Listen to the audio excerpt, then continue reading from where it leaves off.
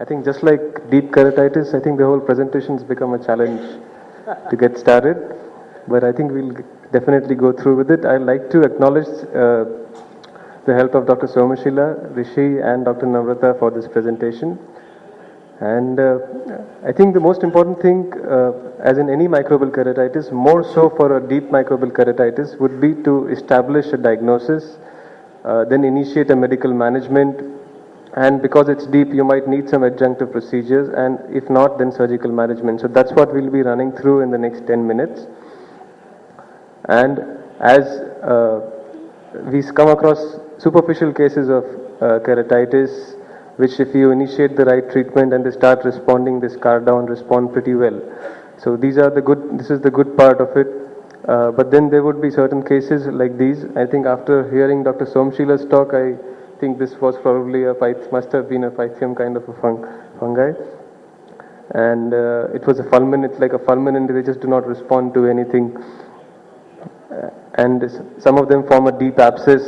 The superficial area scars down, but I think the drug penetration is very low. You can also have bacterial ulcers, which form a deep microbial keratitis, and they can be different presentations of fungi as well. Sometimes you can actually see the deep endothelial abscess with the superficial scarring. This was a case in which we did, it responded initially with some medications, eventually it perforated and required a therapeutic graft. And this is just to show you the other side of the graft, which you see the other side of the perforation on the donor button, and you can see that involvement.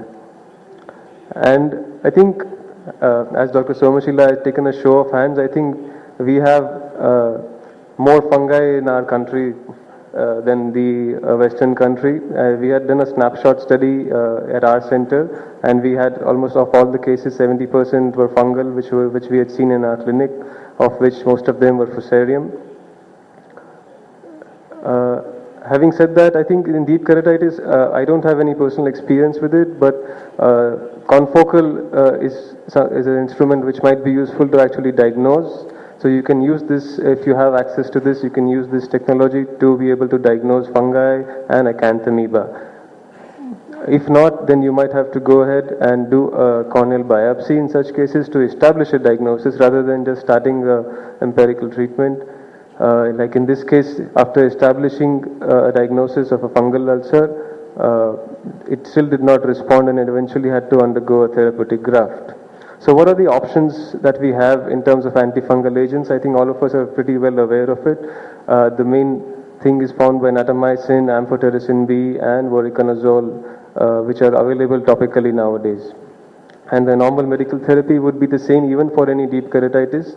But in these cases, sometimes people do advocate doing a debridement over the lesion and around it to increase the penetration. And this is how we would start off at half hourly and then 2 hourly at bedtime and gradually. I think all of you are well aware of this. But the limitations of topical antifungal therapy is that it has poor ocular penetration, it has poor bioavailability, and plus toxicity. It's very symptomatic. The patients become more symptomatic by putting the natamycin drop every half an hour, and then they become non-compliant, and that also works against us. So truly it is a big challenge because of the whole, especially the fungal keratitis. So what would be the way to go would be to increase the drug penetration. That would be the logical thing to do in such deep keratitis cases. And how do we go ahead doing that? So there was voriconazole, which was available as a very nice molecule which had very good penetration, and it showed very good results under various fungi. So that is something that can be used. But somehow in clinical experience it does not always reflect the same as it does in the lab. Then you can also use systemic antifungals in such cases in severe deep keratitis, and of course large ulcers or patients who also have associated scleritis or one-eyed patients. So these are the ways in which we can increase the drug penetration. One is to do the debridement, as I had already mentioned. Or you can use amphotericin B, do an AC wash, put an intracameral dose. This is a similar case in which amphotericin was used for the deep form and it eventually did respond. This is another case which we had given, did an AC wash, removed the abscess, also used it sent it back to the lab and also tried it, but then not always do they respond. Some of them worsen, some of them might require a repeat amphotericin B injection. But the important thing to be kept in mind is it's not, amphotericin B is not something which will always work. It is only to increase the penetration, and it does induce, sometimes it induces a severe AC reaction. Either it's because of the drug itself or the reconstituent vehicle, and that can sometimes increase the inflammation and worsen the disease itself.